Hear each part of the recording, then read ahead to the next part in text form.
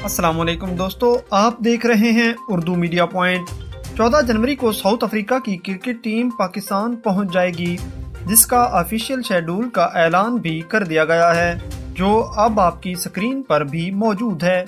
इसके मुताबिक 26 जनवरी को पहला टेस्ट मैच खेला जाएगा, 4 फरवरी को दूसरा टेस्ट मैच खेला जाएगा, जबकि पहला T20 मैच 11 फरवरी, दूसरा 13 फरवरी और 14 को तीसरा और आखिरी T20 मैच खेला जाएगा।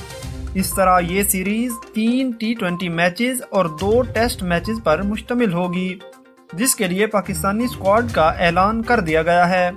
यहाँ अपने नाजरीन को दुनिया के बेहतरीन फास्ट बाउलर मोहम्मद आमिर के हवाले से बताएं कि PCB उनके साथ मुसलसल राब्ते में है कि वो अपनी रिटायरमेंट का फैसला वापस लेकर दोबारा क्रिकेट को ज्वाइन कर लें, लेकिन फिलहाल मोहम्मद आमिर की जानिब से फैसला वापस लिए जाने की तस्दीक नहीं हो सकी। ताहम मिसबाउल हक और वकार यूनुस को टीम मैनेजमेंट से निकालने के बाद उम्मीद की जा सकती है कि वो जल्द ही दोबारा पाकिस्तानी क्रिकेट टीम का हिस्सा होंगे। आप इस हवाला से क्या कहेंगे कि मोहम्मद आमिर को अपना फैसला वापस लेकर अपनी खिदमात मुल्क के लिए पेश करनी चाहिए या नहीं? अपनी राय का इजहार कमेंट्स बॉक्स में ज़रूर कीजिएगा। साउथ अफ्रीका के साथ सीरीज के लिए किन पाकिस्तानी खिलाड़ियों के नामों का ऐलान किया गया है?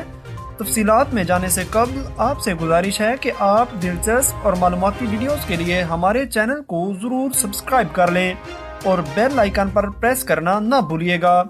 नाजरीन, साउथ अफ्रीका के साथ सीरीज के लिए पाकिस्तानी स्क्वाड की बात करें तो पहले नंबर पर माया नाज बल्लेबाज शर्जील खान हैं, जिन्होंने कायद-ए-आज़म ट्रॉफी में बतौर ओपनर सबसे ज्यादा रन्स बनाए और शानदार कारकर्दगी का मुजाहरा किया।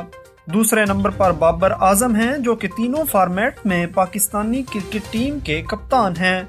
नंबर 3 पर मोहम्मद हफीज, नंबर 4 पर हैदर अली, नंबर 5 पर शोएब मलिक हैं, जिन्हें दोबारा कौमी टीम का हिस्सा बनाया गया है।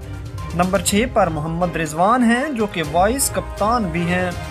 नंबर 7 पर इमाद वसीम, नंबर 8 पर फहीम अशरफ, नंबर 9 पर शाहीन आफरीदी, नंबर 10 पर वहाब रियाज, नंबर 11 पर हारिस रऊफ, नंबर 12 पर सरफराज अहमद, नंबर 13 पर कामरान अकमल, नंबर 14 पर फखर जमान, नंबर 15 पर हसन अली हैं, जिन्होंने अपनी टीम को कायद-ए-आज़म ट्रॉफी के फाइनल में पहुंचाने में अहम किरदार अदा किया था। नंबर 16 पर मोहम्मद हसनैन हैं। नाज़रीन, आप इस बारे में क्या कहेंगे कि किस खिलाड़ी को शामिल किया जाना चाहिए था? कमेंट्स बॉक्स में ज़रूर बताइएगा। अगली वीडियो के साथ फिर हाजिर होंगे, तब तक के लिए अल्लाह निगहबान।